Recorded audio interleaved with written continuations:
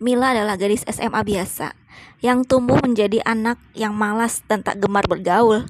Sikapnya berubah saat perceraian kedua orang tuanya 3 tahun yang lalu. Yang mana ibunya yang bernama Rose berselingkuh dengan seseorang di tempat kerjanya.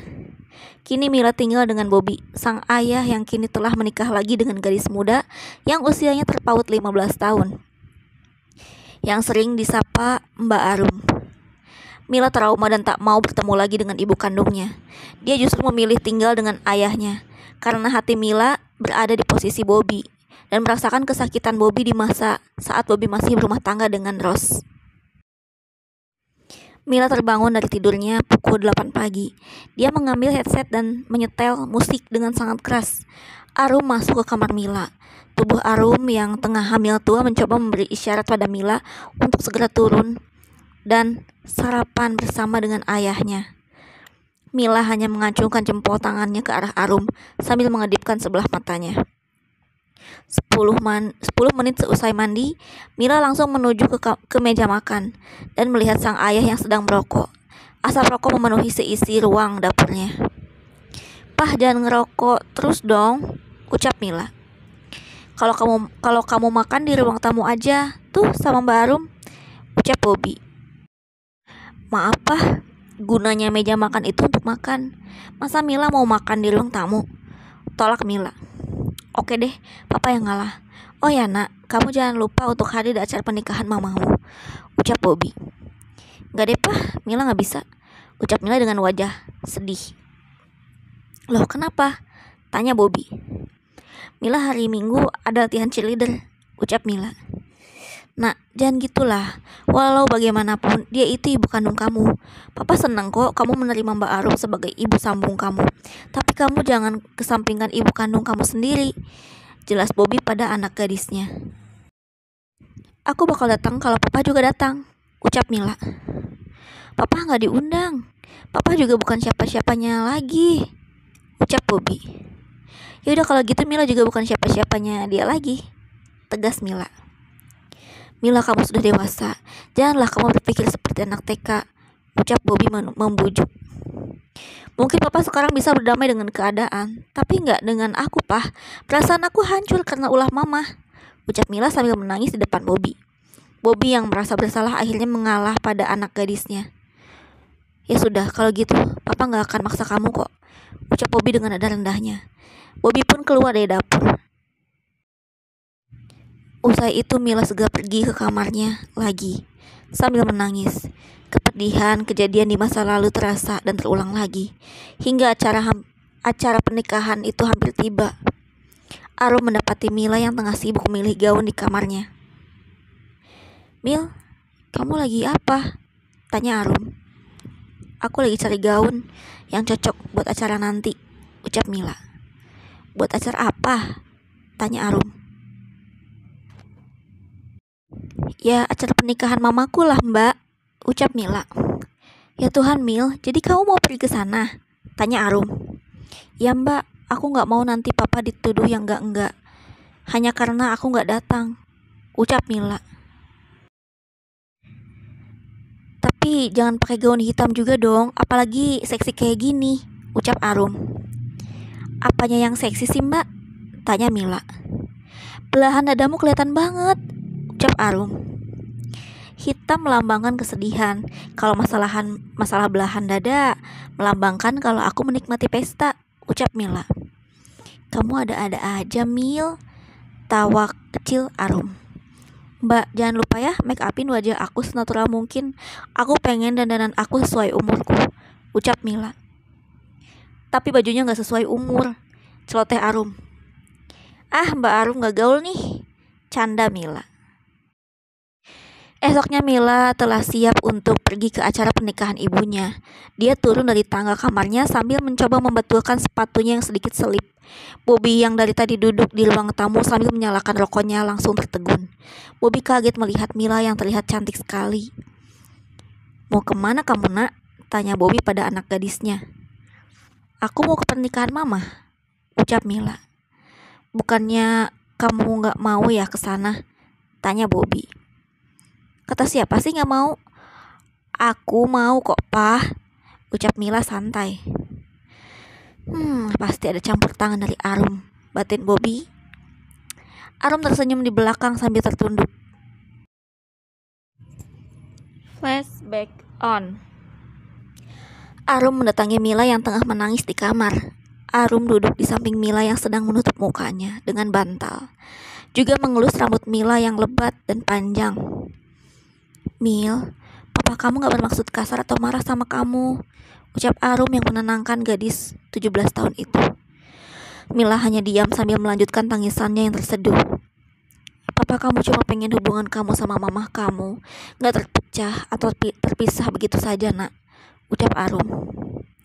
"Tapi gestur papa memperlihatkan kalau dia marah sama aku. Apa papa gak ngerti betapa kecewanya aku sama mama?" ucap Mila. "Oke deh, Mbak ngerti banget sama gejolak di hati kamu. Tapi apa kamu gak mikirin ke depannya akan seperti apa?" tanya Arum. "Apa yang bakal terjadi?" tanya Mila. "Kalau kamu menjauh dari mamahmu, nanti keluarga dari mamahmu akan menuduh papamu mencuci otak kamu, seolah dia menyuruh kamu untuk tidak bertemu lagi dengan mamah kamu, dan itu akan menimbulkan masalah baru. Mil, ayolah, jangan seperti ini. Kamu sayang sama papamu kan?" tanya Arum sambil menatap dalam mata Mila. "Iya mbak, aku sayang banget sama papa," ucap Mila. "Kalau gitu pergilah, anggap saja kamu hadir untuk mewakili papamu," ucap Arum dengan lembut. Mila pun memeluk Arum. "Ya mbak, aku akan pergi ke sana," ucap Mila sambil menangis. "Lupain kesalahannya di masa lalu. Kita kan sudah bahagia," ucap Arum.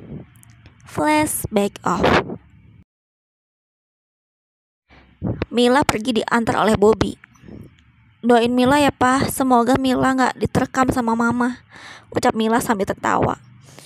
"Kamu tuh ya. Ya udah, kamu masuk nanti kalau udah selesai jangan lupa telepon papa," ucap Bobby.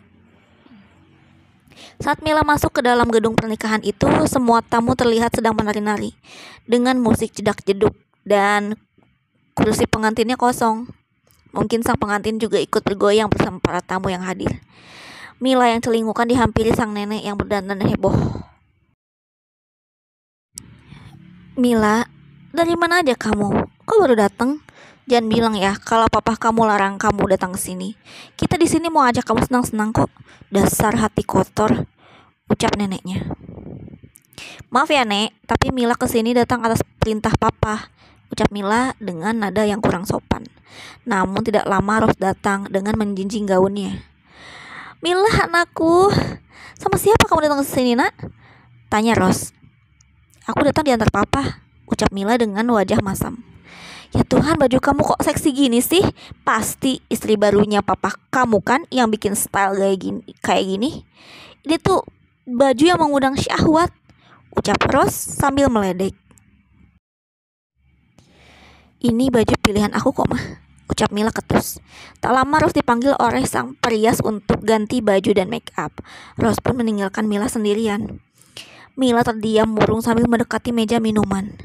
Seorang laki-laki berusia 45 tahun yang menggunakan jas hitam dan terlihat masih tampan mendekati Mila yang tengah sendiri. Laki-laki itu bernama Satrio. Satrio terpesona dengan kecantikan Mila di pesta pernikahan ibunya itu. "Hai, sendiri aja?" tanya Satrio. "Iya, kenapa ya?" tanya Mila. "Pacar kamu mana?" tanya Satrio. "Aku gak punya pacar, tapi yang suka ada banyak," ucap Mila. Obrolan itu tampaknya lama sekali, hingga Satrio mulai sedikit menyukai Mila. Mila pun tampaknya menikmati obrolan bersama Satrio di malam pesta resepsi pernikahan itu. Satrio mengantarkan Mila keluar dari gedung. "Hati-hati ya Nana manis, maaf aku gak bisa antar kamu," ucap Satrio. "Iya gak apa-apa," ucap Mila. Satrio pun kembali ke gedung dan tak sengaja berpapasan dengan adiknya yang bernama Soraya. "Kamu habis ngapain?" tanya Soraya dengan wajah datarnya. "Rasanya aku baru menemukan cinta sejati," ucap Satrio. "Apa aku gak salah dengar?" tanya Soraya. "Ya enggak dong," ucap Satrio.